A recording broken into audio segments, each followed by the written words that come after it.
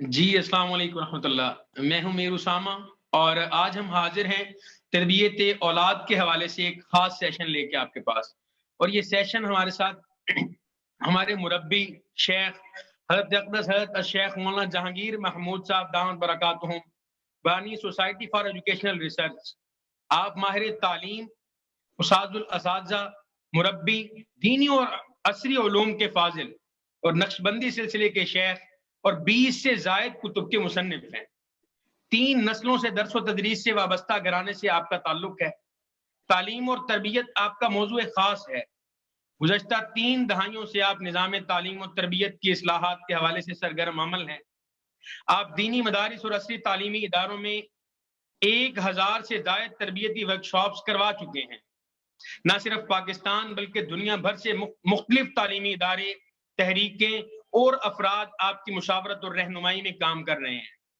हम बहुत खुश नसीब हैं कि आज हज़रत से हमें वक़्त मिला है और आज हम हज़रत से तरबियत औलाद के हवाले से जानेंगे, जो बहुत ज़्यादा आप हज़रात के इसरार पर कुछ मेरे सवालात, कुछ ऑडियंस के सवालात को मिला के हम कुछ सवालात हज़रत से करेंगे।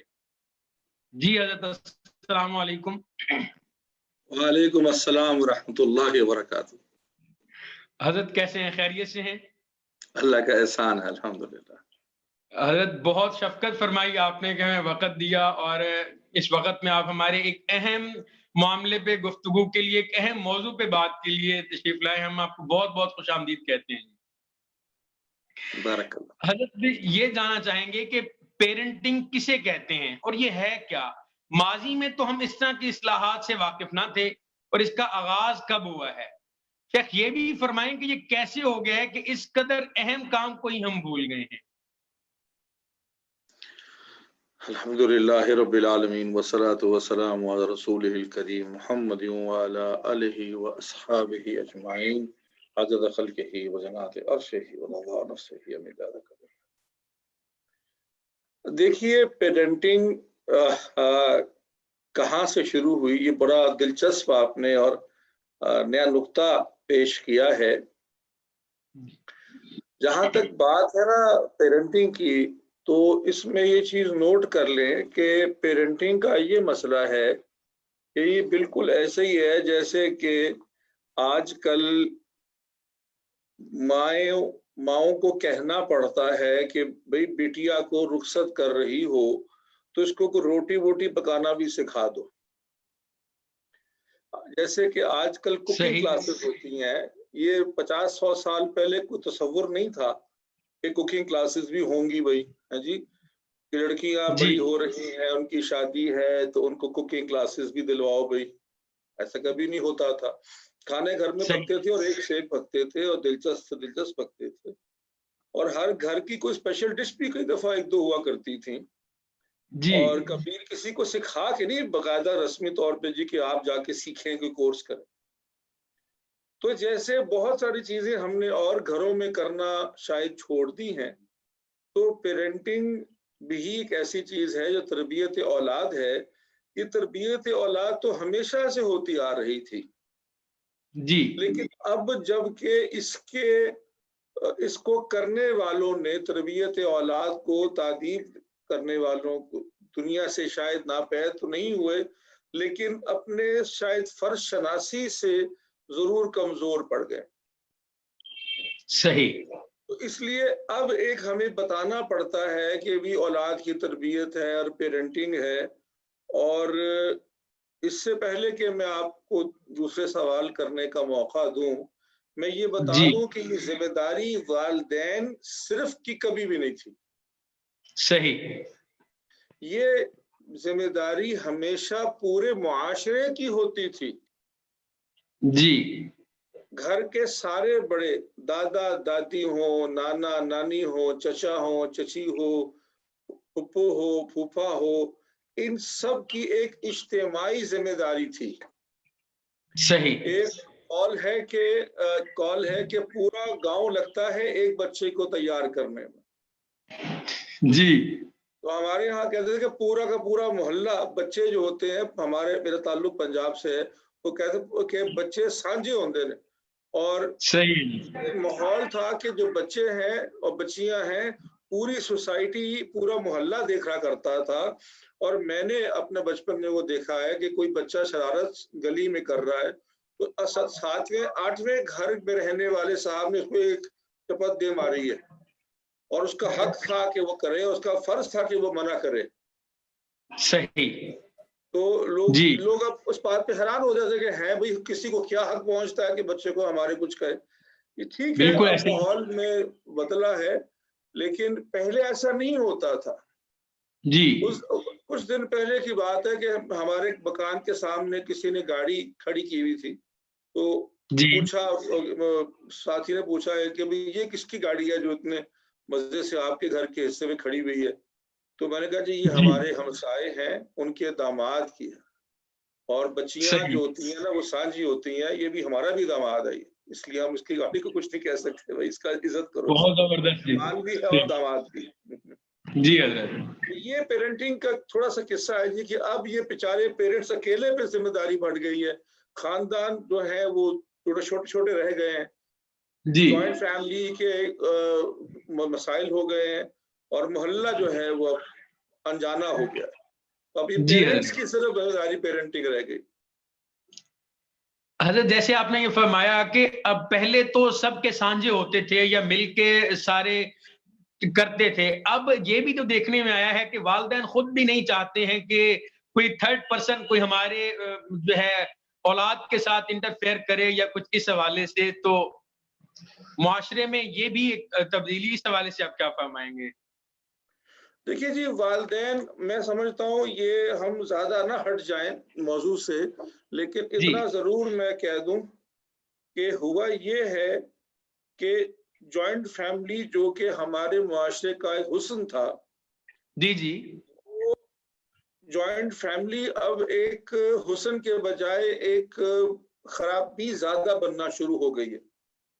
सही और वो क्यों हुई और कैसे हुई, लेकिन ये एक हुस्न था मुआशरे का कि कैसे जी एक इकट्ठे पूरी फैमिली हुआ, दिलो जान से भी हुआ करती थी। अब वो क्योंकि नहीं रहा तो खैर अब मोहल्ले वालों को क्या कहना। तो ठीक है, वालिदैन अगर समझते हैं तो फिर वालिदैन की फिर दो जिम्मेदारियां हैं, ना बहुत सिर्फ कि शुक्रिया। अपनी औलाद के ऊपर मेहनत करें, बल्कि इज्तिमाई तौर पे हम तो इसे मुआशरे पे भी मेहनत करें कि दोबारा से वो खैर की बातें हमारे मुआशरे में आ जाए। बताता चलूं कि जो हमें देख रहे हैं वो आप कमेंट बॉक्स में भी हमारे साथ सवालात हजरत से कर सकते हैं, और कुछ भी आप पूछना चाहें तो हम उसे इस सेशन में कोशिश करेंगे या नेक्स्ट सेशन में आपके इंशाल्लाह सवालात को ले लेंगे। हजरत जी, मेरा दूसरा सवाल ये है कि तरबियत औलाद के हवाले से वो कौन से बुनियादी अनासिर हैं कि जो वालिदैन को मालूम होने चाहिए, वालिदैन को उनका इल्म होना चाहिए है? सबसे पहले तो जी वालिदैन को इल्म होना चाहिए कि ये उनकी जिम्मेदारी है। सही सबसे पहली जी बात तो ये। और मैं ये देख खूबसूरत रहा हूँ कि माजी में पिछले कुछ सालों से मैं देख रहा हूँ कि बहुत से वालिदैन बहुत ज्यादा परेशान रहने लगे हैं, और ये एक बड़ी खुशाइन बात है कि उनको ये एहसास उजागर हुआ है कि तरबियत के मसाइल हैं। जी तो पहला तो काम ये है। दूसरा काम ये है कि ये पेरेंटिंग एक ऐसा मसला है कि नौकरी पहले मिल गई और ट्रेनिंग बाद में मिली, जी तो पेरेंट सही आप पहले बन जाते हैं और फिर पेरेंटिंग बाद में सीखना शुरू करते हैं। तो जी पहली बात तो मैं कहूंगा कि जिन लोगों की शादी नहीं हुई और खास तौर पर जिनकी शादी करीब है, वो पेरेंटिंग कोर्सेज जरूर करें, जी ताकि उनको ये तैयारी हो जाए, एकदम से सर पे ना आ जाए। जी जी है जी। जी दूसरी चीज ये करें कि अगर पेरेंट्स बन चुके हैं तो ऐसी कुतुब मिलती हैं, अब तो खैर हमारे सामने ये इंटरनेट के ऊपर बहुत मुफीद मटीरियल मिल जाता है, और जगह जगह कोर्सेज है। आजकल जरा कोरोना की वजह से जाहिर है कि कोविड की वजह से कोर्सेज वगैरह शायद नहीं हो रहे इतने, लेकिन ऑनलाइन तो काम ये जैसे आप और मैं बैठे हुए हैं, तो जी अपना शऊर अपने आप को बेदार करें कि जो बच्चे, और खास तौर पे जिस एज ग्रुप के आपके बच्चे हैं, जी उस एज ग्रुप के लिए सीखें कि क्या करना है। तीसरी सही बात मैं पेरेंट्स को कहना चाहूंगा, और ये भी इससे पहले मैं बता दूं कि ये थोड़ा सा लोग जरा माइंड करते हैं इस बात को जो मैं कहने जा रहा हूँ, तो जरा हौसले के साथ से ये बात सुनिए। जरूर हजरत। देखिए, बच्चे जो हैं उनके सारा बिहेवियर जो होता है वो तकरीबन 2 ही कैटेगरीज में, 2 ही किस्मों का होता है। जी ठीक है जी। एक कैटेगरी जो है उसकी वो है जो वो पेरेंट्स की कॉपी कर रहे होते हैं, यानी कि अक्स होते हैं।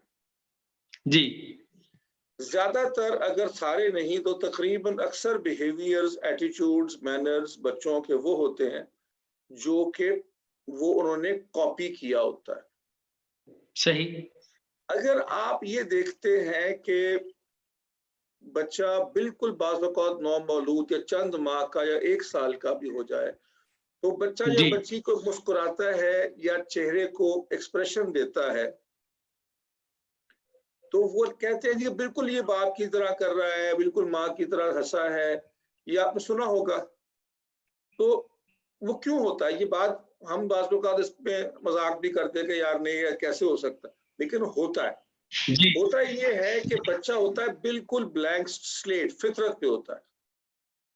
अब वो जिस वक्त ऑब्जर्व करता है गौर से कि करीब आके उसके वालिद उस पे उससे बात करते हैं, उसकी वालिदा उसको प्यार करती है, तो वो एक्सप्रेशंस को कॉपी कर रहा होता है और बिल्कुल ऐसे सही। ही होंठों को हिलाएगा, वैसी आंखों को दबाएगा जैसे वो करता है, तो लगता है कि बिल्कुल वैसा ही है, बिल्कुल वैसा ही होता है, लेकिन उसने सीखा होता है। सही। जी ठीक है, तो एक तो जी कॉपी करते हैं और दूसरा जो वो काम करते हैं वो किसी न किसी बिहेवियर पर रिएक्ट कर रहे होते हैं। जी अच्छा, लेकिन दोनों की सोर्स क्या हुई? चाहे कॉपी हो चाहे रिएक्शन हो, सोर्स जी। क्या हुई? बिल्कुल। वालिदैन। जी अच्छा, हजरत। जब हम ये बात कहते हैं ना कि बच्चा अगर जिद्दी है या बच्चा अगर बदतमीजी कर रहा है या अगर बात नहीं सुन रहा, तो फिर हम क्या करें जी? तो हम जब ये वाली बात, अभी मैंने कहा था कि लोग शायद बुरा मना जाए कि भाई ये देखो कि तुम्हारे बिहेवियर में, तुम्हारी गुफ्तगू में कई वो क्या बात है जिसकी या तो ये कॉपी कर रहा है या ये रिएक्ट कर रहा है। सही। आपने देखा होगा कि कई दफा नौजवान बच्चे या बिल्कुल छोटे, बल्कि बच्चों की मौलूद बच्चा या 10 साल का भी नहीं, 2 साल का या 4 साल का, तो उसकी माँ मुझे कहती है कि, और जिंदगी बहुत दफा हुआ कि जी वो बच्ची जो है छोटा सी, और छोटा सा बच्चा जो है ना वो ऐसे थप्पड़ की तरह का इशारा मुझे करता है गुस्से में। जी तो मैं पूछता जी कि आपने आखिरी दफा कब मारा था? सही। तो फिर बेचारे वो आए बाएं करते हैं कि नहीं नहीं ऐसा नहीं है। तो वो उसने देखा है कि गुस्सा आता है मेरे बाप को, मेरी माँ को, वो हाथ उठा जी लेता है, तो वो बेचारा तो वही कर रहा है जो आपने सिखाया है। तो सही। अपने स्टैंडर्ड्स को ठीक करें, ये नोट कर लें।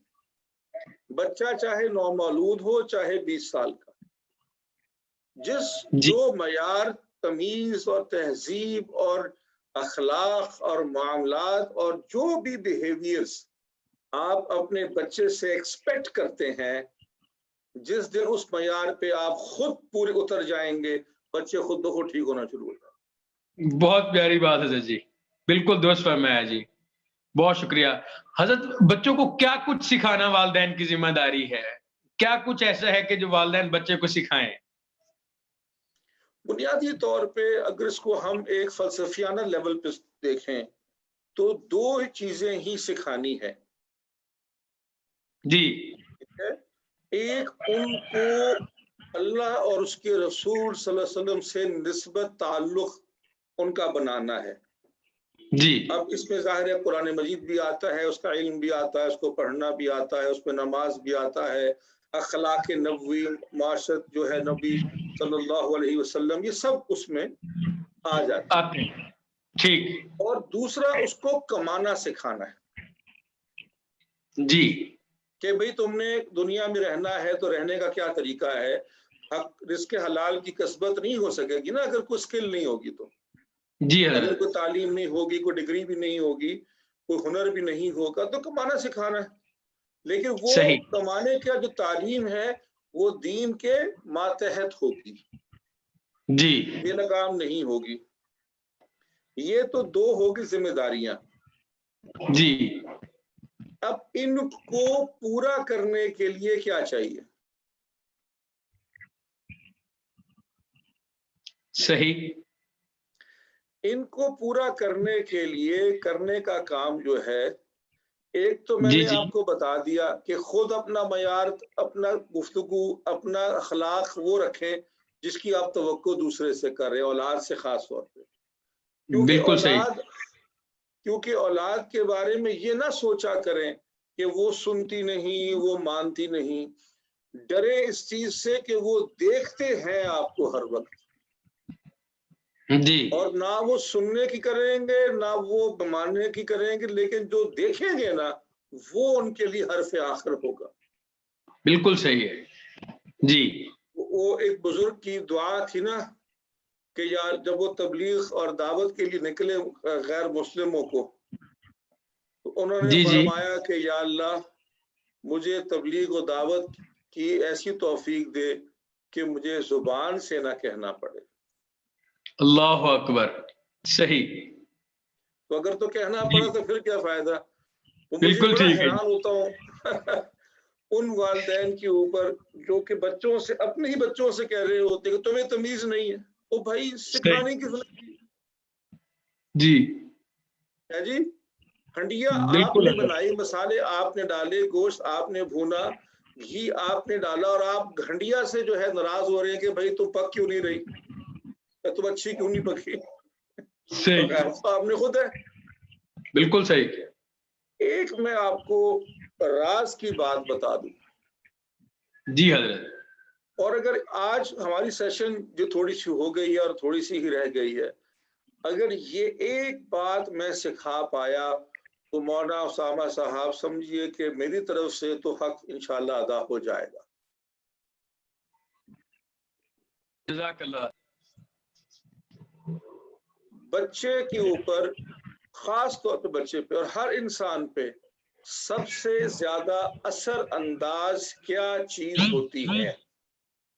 और जो लोग हमारे साथ सुन रहे हैं, मैं उनको दावत देता हूं कि वो मुझे इसके ऊपर कोई कमेंट्स में और हमारे मैसेजेस में दें, कोई आइडिया दें, और फिर और जो शख्स ने हमें कमेंट्स, उसका अगर हमें ठीक लगा मेरे जवाब के मुताबिक प्रोग्राम के आखिर में, तो मैं उसको अपनी तरफ छोटा सा एक किताब का गिफ्ट भेजूंगा। ठीक है? तो अभी वो बहुत रखिए शुक्रिया। अपने पास सवाल तो मैं थोड़ी देर में उस पर हम बल्कि मैं तो भूल जाऊंगा, मौलाना मुझे याद भी करा दीजिएगा। जी जी जरूर जरूर। अगला सवाल कीजिए, तो फिर इस पे हम वापस आते हैं इंशाल्लाह। हजरत जी सवाल अगला ये है कि बच्चों की तालीम के हवाले से वालिदैन की क्या जिम्मेदारी है? देखिए, दुनियावी तालीम और दीनी तालीम, हम इसका पहले गुफ्तगू कर चुके हैं कि दीनी तालीम सबसे जरूरी है, दुनियावी जी तालीम उसके मातहत होगी। और सही है। दीनी तालीम के अंदर सबसे जरूरी ये है कि उनको कुरान मजीद से, उनको जी हुजूर अकरम सल्लल्लाहु अलैहि वसल्लम से सल्लल्लाहु अलैहि वसल्लम। जी मोहब्बत का जज्बा दिया जाए। जी और अगर आप कुछ भी ना पढ़ा सके, और अगर आप कुछ भी ना आप उनको कुरान मजीद की तालीम दे सके, क्योंकि हमारे बहुत से व्यूअर्स ऐसे हैं, मुझे पता है आपका माशाल्लाह चैनल है जो दुनिया के कई मुल्कों में और गैर मुस्लिम ममालिक में भी हमें देखेंगे और देख भी रहे होंगे, तो उन लोगों को मैं कहता जी हूँ कि हजरत। कुछ और ना हो सके, अगर एक मुस्लिम आइडेंटिटी क्रिएट हो जाए, इंसान का सेल्फ आइडेंटिटी, उसका तशख़्ख़ुस क्रिएट हो जाए कि मैं एक ऐसा शख्स हूँ जो अल्लाह उसके रसूल से मोहब्बत करता है, तो ऐन मुमकिन ही है कि वो बाकी सब कुछ खुद ही शायद सीख लेगा एक दिन जाके, अगर आज ना भी सिखा सके आप। उसकी निस्बत बन गई ना। जब आप किसी से ये बताते हैं कि तुम सैयदजादे हो, या तुम राजपूत हो, या तुम जाट हो, और तुम्हारा खानदान ये है, और पंजाब की हुकूमत की तुम्हारे बड़ों ने, ये सारा कुछ हम क्या कर रहे होते हैं? हम उसकी सेल्फ आइडेंटिटी क्रिएट कर रहे होते हैं, हम उसका अपना तशख़्ख़ुस अपने बारे में मजबूत कर रहे होते हैं, और उसको सोचने का एक रुख दे देते हैं, ताकि उसको इस बात पे अगर खुशी हो जाए, उसको इत्मीनान हो जाए कि तुम फलां के बेटे हो, तुम फलां के बच्चे हो, तुम फलां के बच्चे हो। तो मैंने अपने बच्चों को ये टीका लगा दिया, बहुत पहले से टीका लगा दिया कि भाई मैं तीसरी पीढ़ी होऊंगा तदरीस से मुंसलिक, हो सकता है तुम चौथी हो जाओ। अब मैंने तो उनको फंसा दिए बचपन अभी वो सुन भी रहे होंगे बड़े बड़े माशाल्लाह हो गए, सोच दे दी ना आपने। मैंने अब उनकी कहीं ना कहीं ज़हन में बात अड़ी रहेगी कि यार हम चौथी पीढ़ी बनेंगे। जी बिल्कुल सही हजरत। तो इसलिए इनको ये सिखाएं, फिर कमाना सिखाएं और उसी के आगे से अच्छा माहौल दें। हजरत उमर बिन खत्ताब ने फरमाया था कि कुरान सिखाए, और जब सहाबा कुरान फरमाते थे लफ्ज तो मुराद थी पूरा दीन सिखाए। सही, कम से कम दीन के जो मुसल्लमात हैं, जो बुनियादी जरूरी हैं हर मुसलमान के लिए जानना। दूसरा वो फैसला कि अच्छी माँ दे, और यहाँ मुराद उनकी थी कि अच्छा घर का माहौल हो, कि हर वक्त घर में लड़ाई झक बक बक टेंशन, बच्चों के सामने बच्चों के पीछे ऊंची आवाजें चीख चिंगाड़, ये बड़ा मनफी असर बच्चों पे डालती है। सही। तो ये फरमाया कि दूसरी चीज उसको ये अच्छा माहौल दे, और फरमाया कि तीसरी चीज ये है कि उसको कमाना सिखाए, तो मोहताज ना हो किसी का। क्योंकि आप देखें कि मैं बता दूं कि कमाना सीखना भी पूरी एक साइंस है, ये पूरा एक फील्ड है। जैसे कुरान मजीद सीखना एक फील्ड है, दीन सीखना, वैसे ही ये भी एक फील्ड है। चाहे उसमें पढ़ना भी पड़ेगा, उसमें सीखना भी पड़ेगा, उसमें हुनर के लिए कोई इंटर्नशिप भी कर, लेकिन पूरा का पूरा ये तीन चीजें जो है बता दी। जी हजरत, बहुत शुक्रिया हजरत। एक अहम मसला वालिदैन को दरपेश होता है कि बच्चों के स्कूल का इंतखाब किस तरह करें, कैसे करें, इस हवाले से भी कुछ इरशाद फरमा दें कि ये एक अहम मसला होता है वालिदैन के लिए। देखिए, इंतखाब हो स्कूल का या मदरसे का, सबसे पहले तो वालिदैन को ये चाहिए कि वो ये सोचें कि जी हम बच्चे को कैसा बनाना चाहते हैं, सही, कैसा इंसान, कैसा शहरी, और उसमें करियर जो है उनका, प्रोफेशन जो है वो एक हिस्सा है, मुकम्मल नहीं है वो चीज। मिसाल के तौर पे, और उसमें अपने ख्वाहिशात और जज्बात को जरा प्रैक्टिकल रखें।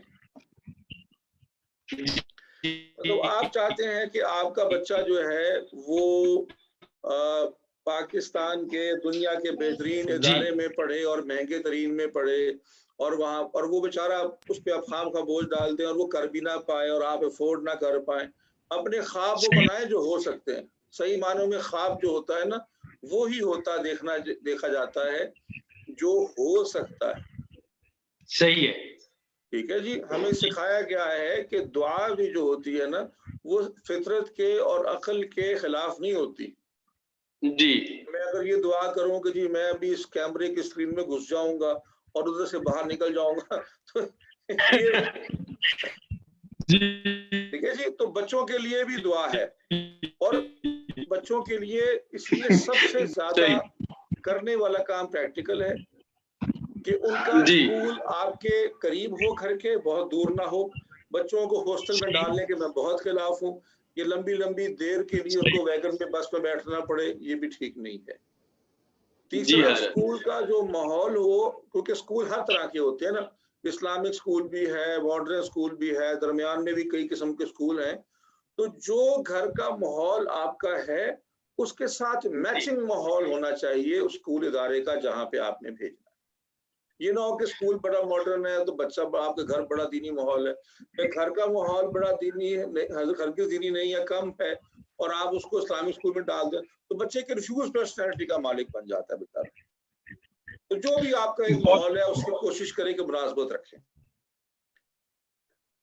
तीसरा, कोशिश करें। बहुत शुक्रिया हजरत। हजरत इसी से जी जी जी जी तीसरा ये है कि स्कूल की जो फीस हो, अखराजात हो, वो आपके लिए बोझ इतना ना हो कि एक बच्चे को पढ़ा ले और बाकियों को जाके सरकारी स्कूल में दाखिला करवाते फिरे।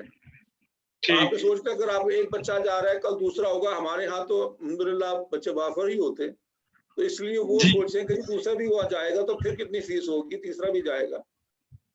ठीक है जी।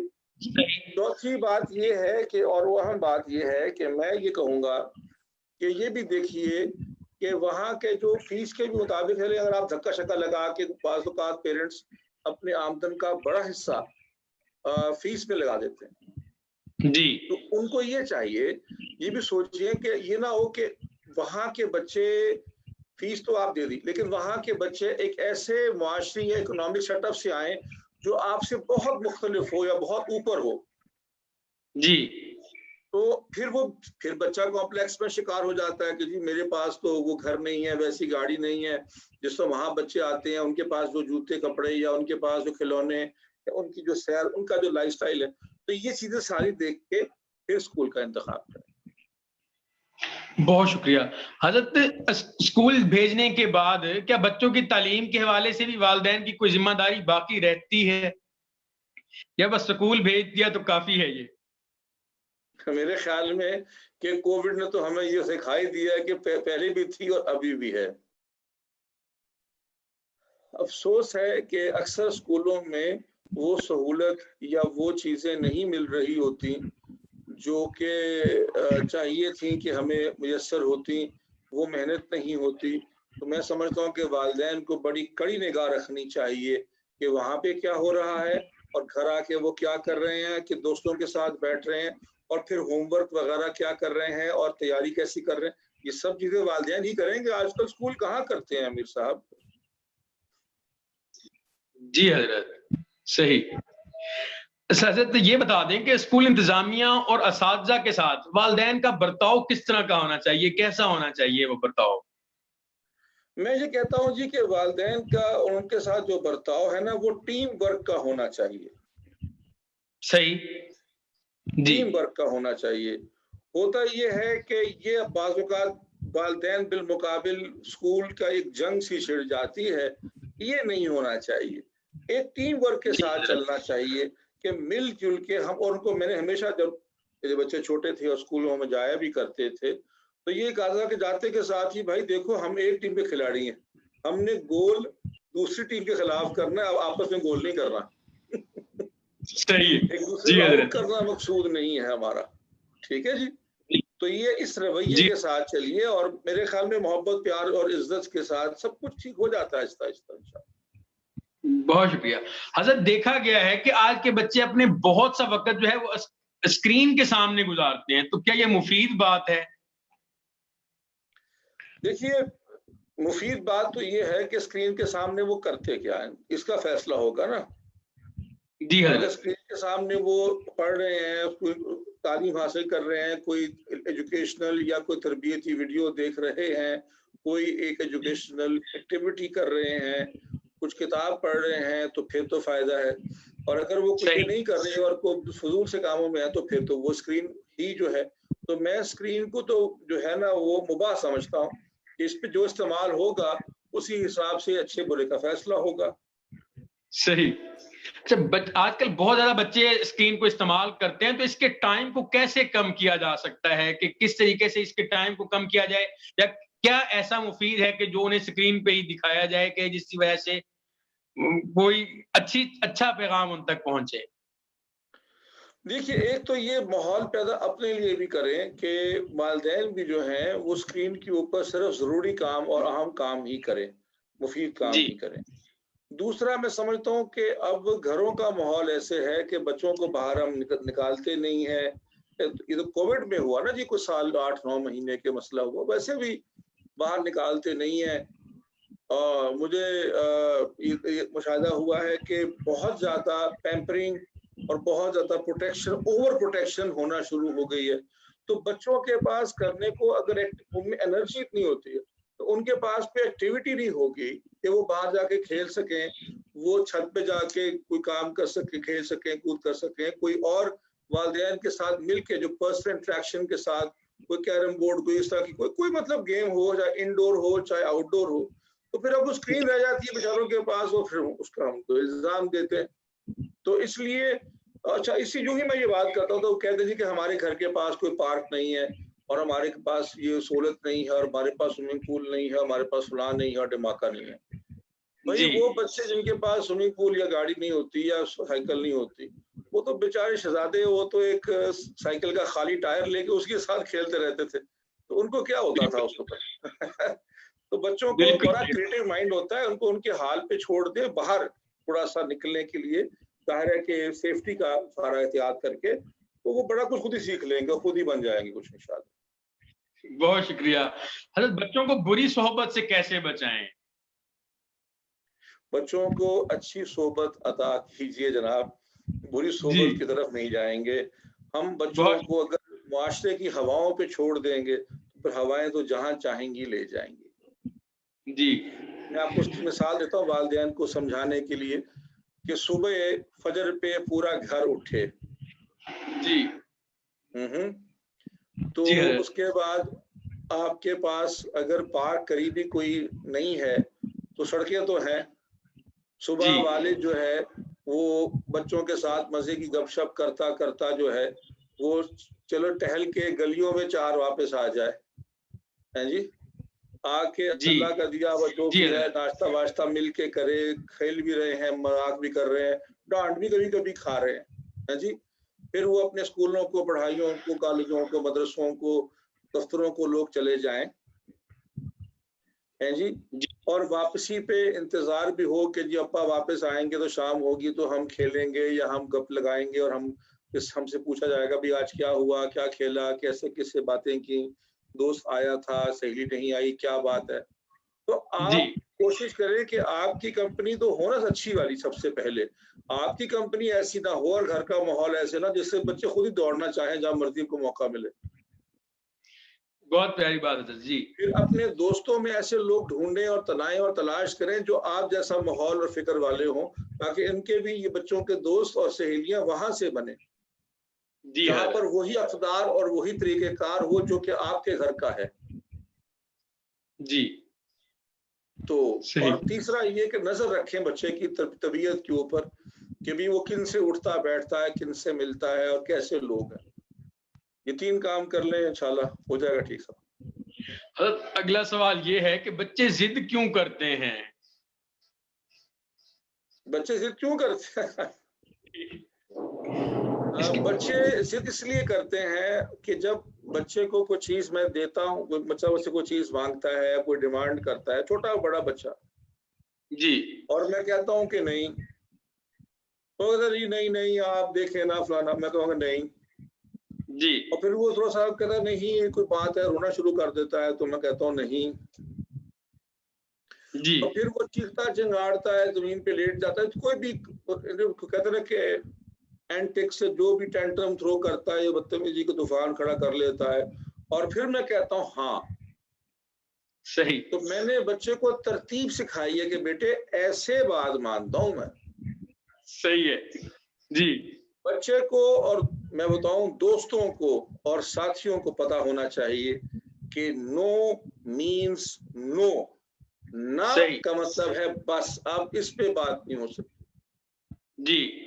जब आप ये सिखा देते हैं तो फिर उनको पता होता है जी। इसीलिए मैंने देखा कि हमारे घर में और इधर के जो लोगों ने ये चीज बच्चों के साथ की है, तो बच्चे डिमांड जब लेके आते हैं तो कहते हैं जी पहले पूरी बात सुनना फिर ना करना या हाँ करना। तो उनको डर है कि अगर माँ ने या बाप ने एक दफा ना मुंह से निकाल दी ना तो अब फिर फायदा कोई नहीं है, फिर मायूस होकर चले जाओ वापस। तो ना करना सीखें। और यहाँ पर मैं एक बोनस भी दे दूं। जी हज़रत जरूर। हद से ज्यादा जज्बात और ख्वाहिशात को भी ना करना सीखें जी। नफ्स को भी ना करना सीखें, शैतानी वसाविस को ना करना सीखें, लजीज खानों की जो तलब की इंतहाई तलब को भी ना करना सीखें। सही, ना करना बड़ा जरूरी है सीखना। बहुत शुक्रिया हजरत। हजरत मेरा अगला सवाल ये है कि क्या तरबियत के लिए वालिदैन बच्चों को जिस्मानी सजा दे सकते हैं? मैं आपको सच्ची बात बताऊं, अगर वालिदैन को भी जिस्मानी सजा देनी पड़ रही है ना तो फिर तरबियत में गड़बड़ है। वो तरबियत ही क्या, माँ बाप हैं, अपने गोश्त पोश के बना हुआ बच्चा है, उसको खुद खिलाया पिलाया संवारा पोसा बड़ा किया है, और उसको भी अगर जबरदस्ती कोई काम करवाना पड़ता है तो मैं समझता हूँ कि ये फेलियर होगा। सही। तो ठीक है, अब आपको दिल चाहता है आप कहीं ना कहीं से, अगर मैं मना कर दूंगा कि ये नाजायज है या बुरा है, तो लोग लड़ने के लिए आ जाएंगे और कहेंगे जनाब फलाना हम फतवा ले आएंगे तो फलाना कर देंगे, और फिर एक हदीस का तस्करा करेंगे वो जी कि जी उसमें मार पीट जो है ना वो बड़ा जरूरी है जी, इस्लाम में बड़ा जरूरी है जी। ठीक है कि जी वो हदीस में आता है कि जी कि बच्चा जो है वो अगर 10 साल का हो 7 साल का हो तो उसको नमाज पे लगाया जाए, और बच्चा अगर नमाज पे ना 10 साल का हो के भी ना पढ़े तो फिर उसको जो है वो 10 साल की उम्र तक पहुंच जाए तो उसको फिर उसकी पिटाई की जाए। ये आपने बात सुनी होगी और ज़ाहिर हदीस शरीफ मौजूद है, और इसके ऊपर लोग एक दलील लेके बनाते हैं कि जी देखें जी हम मार रहे हैं। मैं चाहूंगा कि मैं आज इसकी भी वजाहत कर दूं। जी हजरत, आज इसकी वजाहत कर दूं हदीस शरीफ की। जी हदीस शरीफ में अगर मैं आपसे ये कहूं कि ये उस बच्चे की बात हो रही है जो 7 साल की उम्र तक, आंख खोलने से लेके 7 साल की उम्र तक अपनी माँ, अपने बाप, अपने दादा, अपनी दादी, अपना नाना, अपनी नानी, अपना चचा, अपना ताया, अपनी चची, अपनी ताई, अपनी खाला, अपना खालू, अपना बड़ा भाई, अपनी बड़ी बहन, अपने चाचाजाद भाई, खालाजाद भाई, पूरे माहौल में देखता है कि कोई शख्स का दिन नमाज के बगैर मुकम्मल नहीं है। जी तो वो तो चलना शुरू बाद में करेगा और नमाज की नकल करना पहले शुरू कर देगा। बिल्कुल सही हजरत। जी ये मुसलमान घर की बात हो रही है भाई। सही जी हजरत। और जब 7 साल का हो जाता है तो उसको अब हम जिम्मेदारी दिखाते हैं कि जो तुम अब्बा की नकल में या माँ के साथ कभी खड़े हो जाया करते थे, कभी किसी भाई के साथ, अब तुम अपनी नमाज पढ़ो, अब तुम बड़े हो रहे हो। जी हजरत। 3 साल ये प्रोसेस चले, 3 साल जी 3 साल जी। तो 10 साल का बच्चा हो गया तो उसको कह के भाई अब तुम इस पे करो वरना ये बहुत बुरी बात है और हम तुमसे सख्ती भी करनी पड़ी तो कर लो। जी अब आप मुझे बताइए कि आपने खुद नमाज अगर पढ़ना शुरू की है 2 साल पहले, बच्चा आपका 12 साल का है और आप उसकी पिटाई शुरू कर दें कि भाई वो हदीस में आया है कि तुमको मारना जरूरी है। बहुत प्यारी बात है। उस नबी सल्लल्लाहु अलैहि वसल्लम की मुताबिक तरबियत को लेके तो चले आप, और फिर कहीं जाकर सख्ती करनी पड़ी देखी जाएगी। जी हजरत। ठीक है जी, तो नबी का तरीका तो पहले सीख लें, खाली एक हदीस पढ़ के शुरू हो जाएंगे आप किसी की पिटाई करना। पूरा का पूरा एक नज़म है, एक ज़ाब्ता हयात है दीन और सुन्नत की इत्तिबा, उसको तो जरा पहले थोड़ा सा गौर कर लेना। जी हजरत। फिर आप मुझे एक बात बताइए मौलाना, आप खुद एक आलिम दीन है और एक जबरदस्त आलिम दीन है, मुझे ये बताइए कि 10 साल का बच्चा 1400 साल पहले जो था उसकी 3 साल के बाद शादी होने वाली थी। जी ठीक है, वो अकेला बाप अगर मसरूफ है, बाप अगर मुयस्सर नहीं है तो अकेला 10-10, 20-20 ऊँटों को 50-50 भेड़ों को लेके तो जाके खाना वाना खिलवा के चक्कर चक्कर लगवा के पूरे रेवड़ को लेके आ जाया करता था। ऐसा ही है? बिल्कुल जी। आप मुझे बताइए कि आपका 10 साल का बच्चा जो है वो मोहल्ले की दुकान से रबर रोटी लेके नहीं आ सकता। बिल्कुल सही फरमा रहे हैं, ऐसे ही है बेचारे को आपने इतना दबा के रखा हो। तो आज का बच्चा, आप आज 15-14 साल के बच्चे की शादी कर सकेंगे? उसको तो समझदार जानते हैं आप कि वो घर संभाल लेगा, बीवी को संभाल लेगा, बच्चे हो जाएंगे उसके अपने और वो बच्ची घर को देख लेगी। आजकल थोड़ा सा फर्क है ना, तो थोड़ा सा दिल बड़ा करें और ये पूरी नज़म को समझें। हदीस में मकसद नमाज पढ़ाना है, नमाज की तरफ लगाना है, नमाज की तरफ रग़बत देनी है, सिर्फ पीटना मकसद नहीं है उसका कि बस आपको हथियार मिल गया पीटने के लिए। और अपनी तरबियत की नाकामी, अपनी तरबियत की नाकामी, अपनी तरबियत की नाकामी का गुस्सा मत निकालें उसके ऊपर।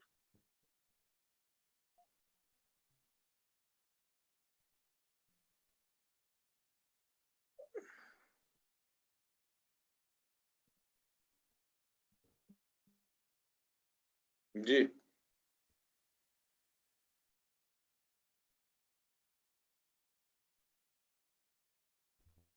अच्छा, हमारे पास तो चल रहा है, लेकिन खैर। जी शेख, अगला सवाल हमारे पास मौजूद है। कुछ सवालात कमेंट्स में आए हुए हैं, तो हम वो सवालात ले लेते हैं जब तक हमारे मेज़बान मीर उसामा साहब की तरफ मेरे ख्याल से नेट का कुछ इशू आ गया। सवाल ये है कि किस उम्र से बच्चों को स्कूल भेजना चाहिए? बहुत शुक्रिया जी। और जी, एक सवाल ये कि किस एज में बच्चों को स्कूल भेजना चाहिए, और दूसरा ये कि दीनी तालीम का आगाज उनका कब करना चाहिए? बहुत अहम सवाल है जी। पहला सवाल तो ये है कि किस उम्र में भेजना चाहिए। जिस उम्र पे सब भेज रहे हैं भाई, आपको भेजना पड़ेगा, ठीक है। अब ऐसा सिस्टम बन गया है कि बड़ा मुश्किल है। कुछ पेरेंट्स होम स्कूलिंग कर रहे हैं और अच्छी तरीके से भी कर रहे हैं, बुरे तरीके से भी कर रहे होंगे, लेकिन एक ना एक दिन तो अब आपको माशरा जो तब तक के सिस्टम का हम लोग रह रहे हैं हिस्सा है, तो जिस वक्त सब भेज रहे हैं हमें भेजना पड़ेगा। रही बात दीनी तालीम की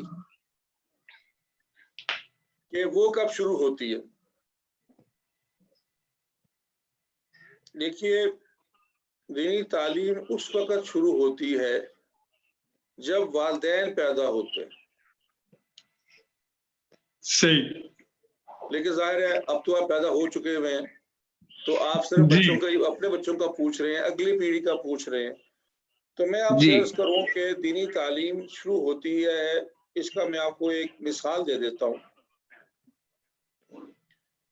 कि मैं दुनिया के निसाब हाय तालीम जो दुनिया में मुल्क ममालिक में और तरह के राइज हैं, उसका एक अरसे से तालिब इल्म हूँ, पिछले कोई 25-27 साल से। जी। मैंने एक तालीम के अंदर चीज देखी बाहर के मुल्क में कि वहां पे, और आपको ये,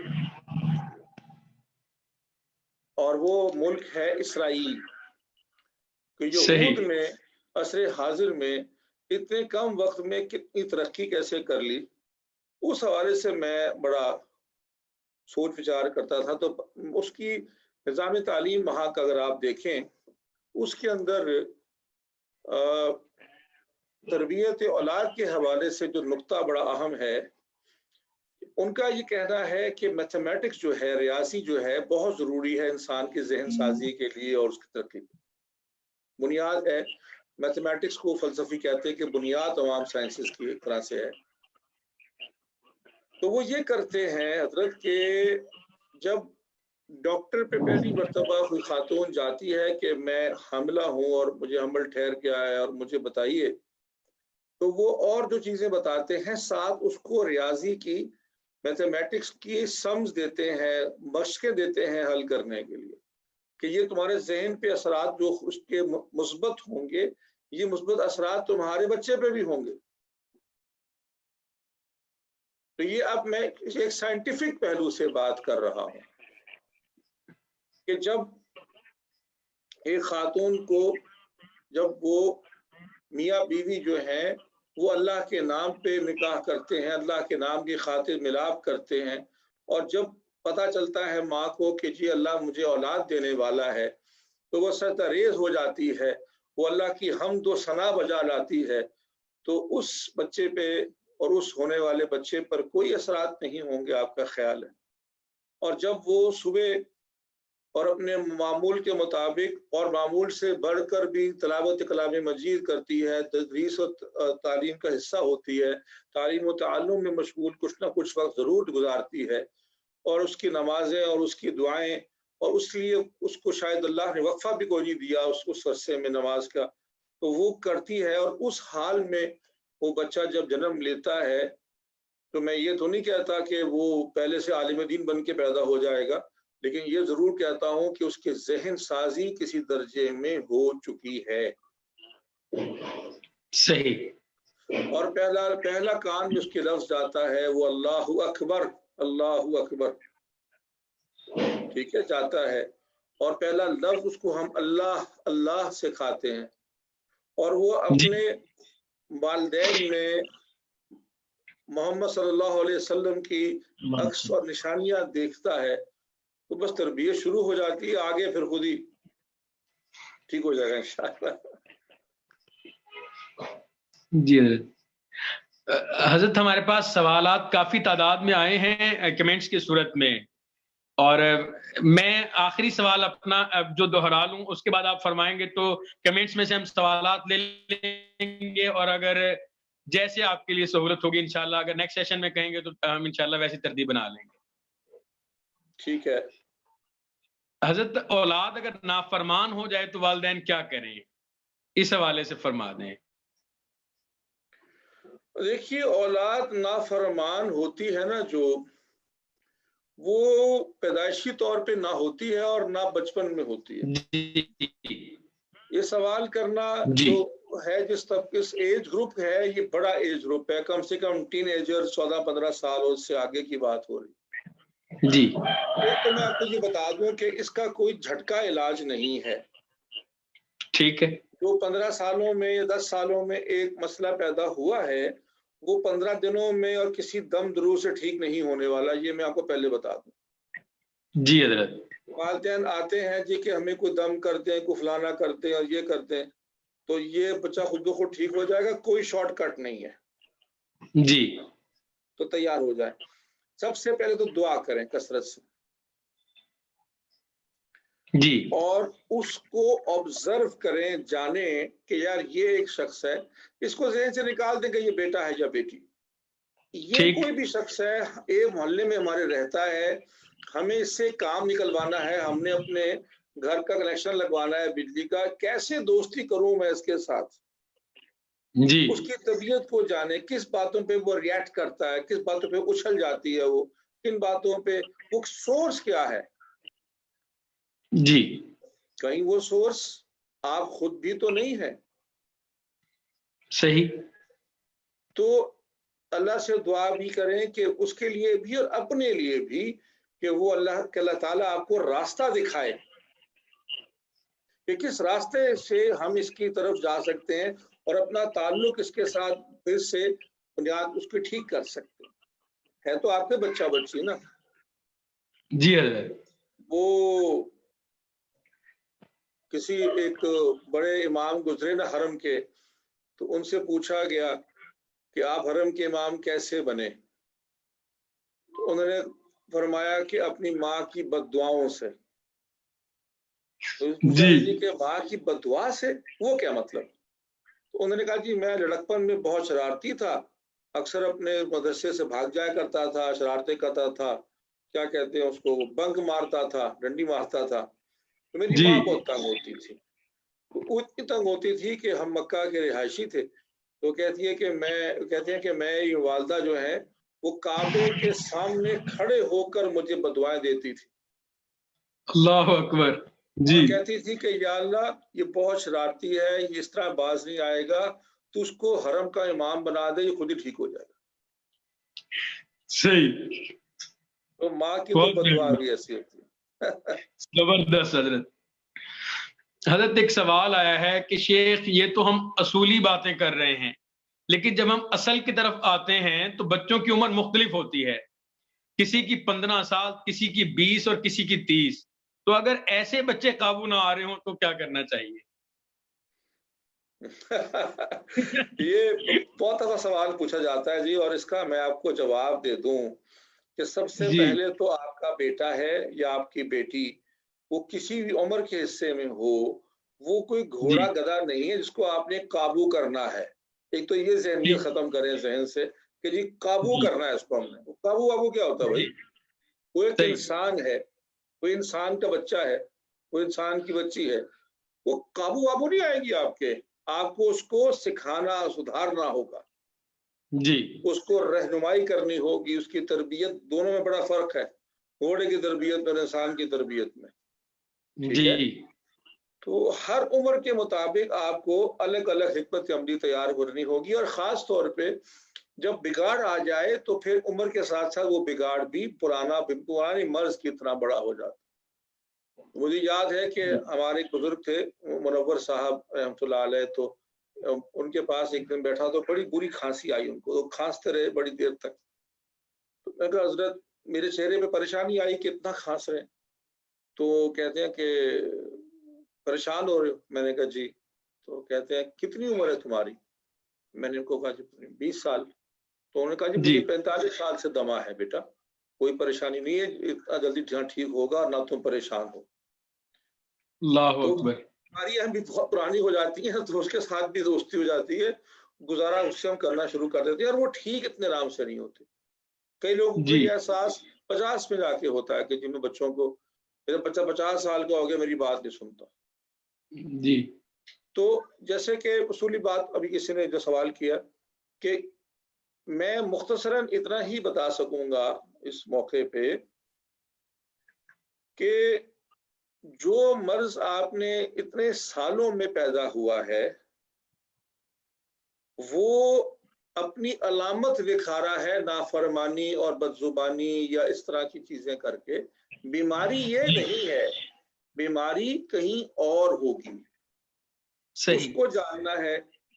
अल्लाह ने मौका दिया तो हम अपने आइंदा तरबियत औलाद के सेशंस में इंशाअल्लाह वो फिर फर्दन भी मसाइल को देखेंगे। तो जी इसमें हज़रत। जल्दबाजी से कुछ नहीं होगा, बड़ा तहम्मुल चाहिए, बड़ा हौसला चाहिए, बड़ी क्या कहना चाहिए कि वक्त लगेगा इसको ठीक करने में, हो जाता है। और इसका हिस्सा जो मैंने शुरू में एक इनाम का ऐलान किया था, उसके जवाब जी। में भी कुछ हिस्सा मिलेगा इंशाअल्लाह। हज़रत एक आखिरी सवाल लेके उसके बाद इजाज़त देंगे जी। सवालात तो बहुत कसीर तादाद में आए हुए हैं। हमारे नौमान उमर साहब पूछ रहे हैं कि अस्सलाम वालेकुम हज़रत, nowadays children are at home, mother just give mobile to their children, what are other options that we can engage them as now they are addicted to it, please guide us. Walaikum salam, Nouman Sahab. Thank you for your question. And I hope I will answer the question in Urdu so that all the listeners can have the benefit and hopefully you understand as well.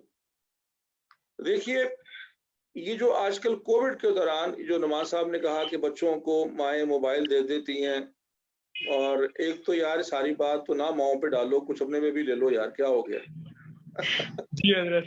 बड़ा आसान तरीका है जी, सारा कुछ माएँ करती हैं, और ये दुरुस्त है कि बड़ा वक्त उनके साथ ही गुजारा जाता है, बड़ी जिम्मेदारी वालदा की ही होती है, लेकिन काम भी बड़ा वालदा की इसीलिए शायद है, लेकिन थोड़ा सा तो अपने पे भी ले।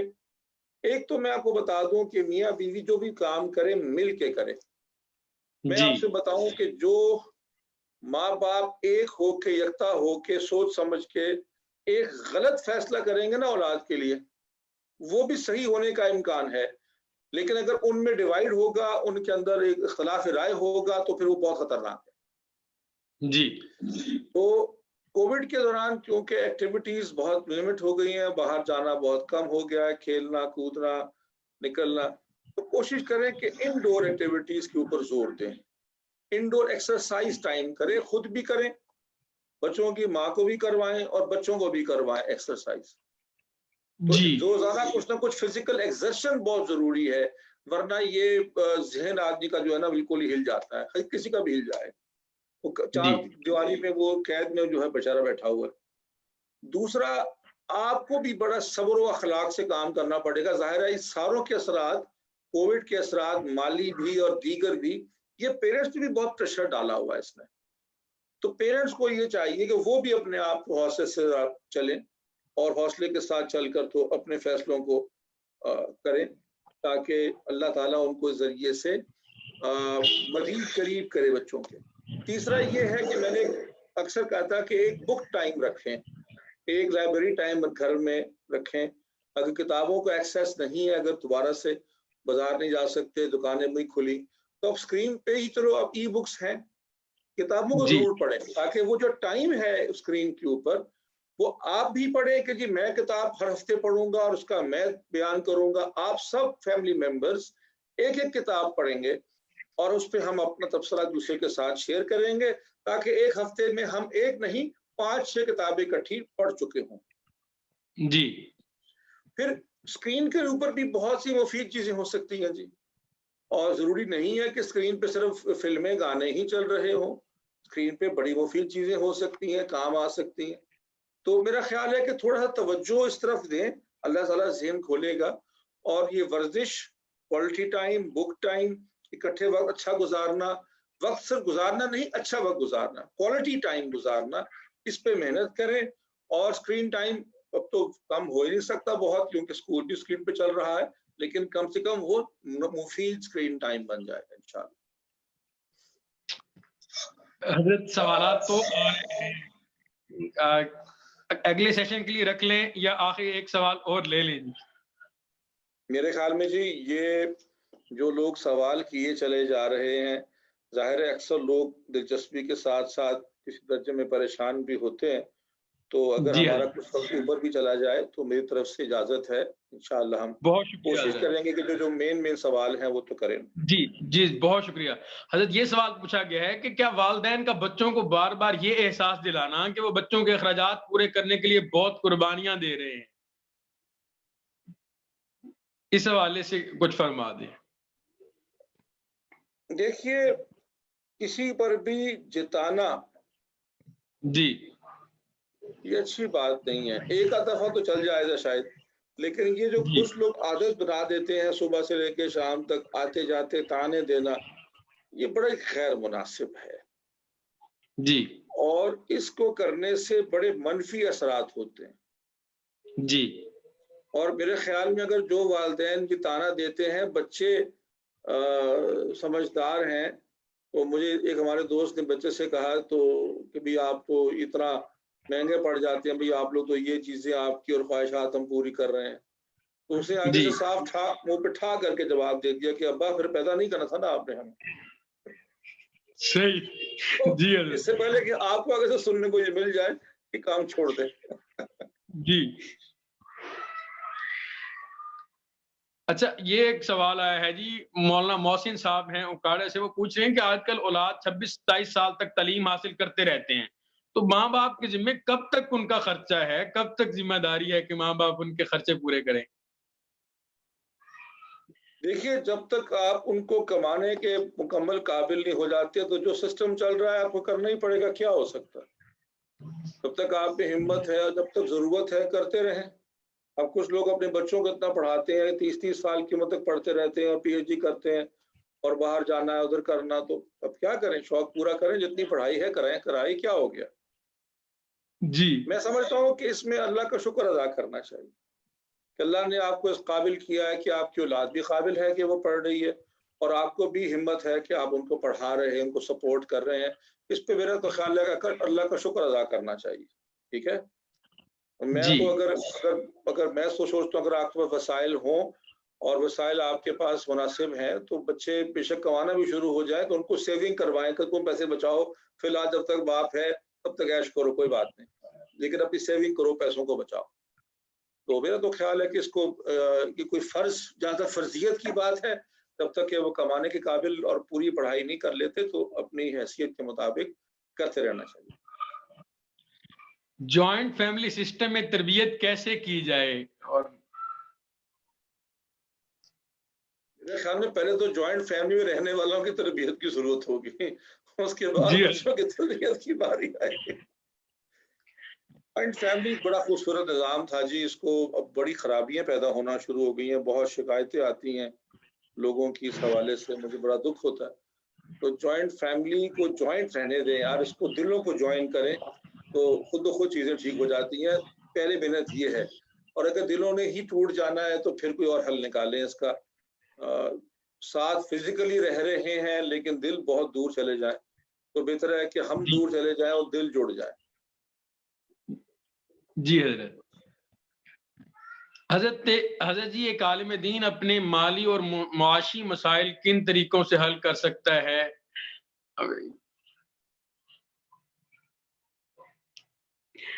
रिलेटिव्स की देखिए, मुदाखलत किस हद तक हो? जी मैं ये तो जाहिर है कि ये सवाल ज़ाहिर है हमारे मौजू के मुताबिक नहीं है, लेकिन हम सवाल है, मैं जी मुख्तसर इतना अर्ज कर दूं कि उलमा को ये याद रखना चाहिए कि उनका असल बॉस कौन है। सही। उनको याद रखना चाहिए कि उनका असल पे मास्टर, उनको जी तनख्वाह देने वाला हकीकतन कौन है। सही। हजरत सुहेल अंजुम साहब पूछ रहे हैं कि रिलेटिव्स की मुदाखलत किस हद तक होनी चाहिए फैमिली मैटर्स में? रिलेटिव्स की मुदाखलत हजरत होनी जरूर चाहिए अगर वो मुस्बत हो तो। बाज जी रिलेटिव्स की मुदाखलतें ऐसी होती हैं जो कि ना वो मुदाखलत ठीक सही लगती है, ना रिलेटिव ठीक लगता है, तो फिर वो जी नहीं होनी चाहिए, जाहिर है। ठीक है, तो ये तो जी एक मुश्किल सा एक सिचुएशन हो जाती है जब कोई बड़ा खास तौर पे रिश्तेदार आप पे प्रेशराइज करता है। और मैं उन सच कहूँगा सब अपने व्यूअर्स से और सुनने वाले से जहाँ जहाँ भी हैं, हमारे एक अजीज के बच्चे को एलर्जी थी किसी गालिबन दूध से, और उसके घर के सारे बड़े और छोटे इसको बात को नहीं मानते थे क्योंकि अपने आप को पता नहीं शायद वो बहुत बड़े साइंसदान समझते थे, और बच्चे को उन्होंने दे दे के दूध छुपा छुपा के माँ बाप से बीमार शदीद कर दिया। तो ये नहीं जी करना चाहिए, माँ बाप के साथ ताउन करना चाहिए, ना कि उन मुदाखलत करनी चाहिए। हजरत बहुत शुक्रिया कि आपने कीमती वक्त दिया और बहुत ही खूबसूरत अंदाज में आपने ये सब समझा दिया है, और सवालात आ रहे हैं और इंशाल्लाह हम आपको दोबारा जहमत देंगे अगर जो है ना जी सवालात आते हैं, और नेक्स्ट सेशन भी इंशाल्लाह इसी मौजू पे हो जाएगा। एक चीज याद है आपको, मैंने कही थी कि हम आखिर में बात करेंगे। जी हजरत, वो भी वक्त आ गया करने का, मैं कर लूँ या? बिल्कुल जी हजरत। मैंने बात की थी कि सबसे अहम चीज औलाद की तरबियत के अंदर कौन क्या होती है, सबसे अहम चीज जी उसको करने की खातिर चाहिए होती है, वो चाहिए होता है कि आपके अंदर बच्चों के लिए गैर मशरूत मोहब्बत हो, और बच्चों पर ये बिल्कुल वाज़ेह हो कि हमारा और हमारे वालिदैन का आपसी रिश्ता गैर मशरूत मोहब्बत की बुनियाद पे है, अनकंडीशनल लव। जी मैं कुछ भी गलत भी कर जाऊं तो मैं अपने माँ की गोद पे वापस जा सकता हूं। मैं अगर फिसल जाऊं तो मेरे बाप का कांधा, मेरे बाप का बाजू फिर भी मेरे साथ होगा। ठीक है, अगर गलत काम पे थोड़ी बहुत झाड़वाड़ पड़ सकती है, लेकिन ऐसा नहीं होगा कि रिश्ता टूट जाएगा। तो जी एक तो मोहब्बत दिल में गैर मशरूत हो, ये ना हो कि जी बड़ा होगा तो हमें खिलाए पिलाएगा।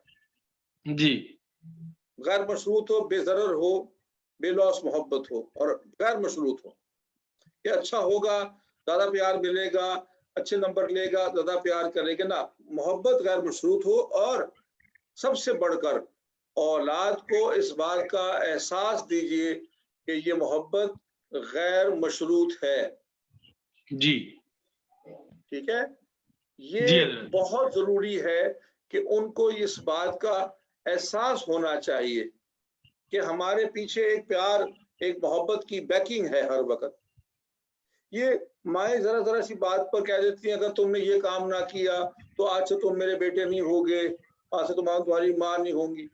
और जब कल को बड़ा हो के किसी नापसंदीदगी की बात पे आपको कह देगा कि आज से तू जा, मैं तेरा बेटा ही नहीं, जा तू मेरी माँ नहीं, तूने मेरी मर्जी की शादी नहीं करवाई, तूने मेरी मर्जी के फलाना काम नहीं किया, तो फिर आप उस पर चीखते हैं कि वाली साहब को वजीफा दे दो, तस्वीर सड़ गए साढ़े, ठीक करिए जी की। भाई ये आपने सिखाया था उसको, जी आपने सिखाया था उसको।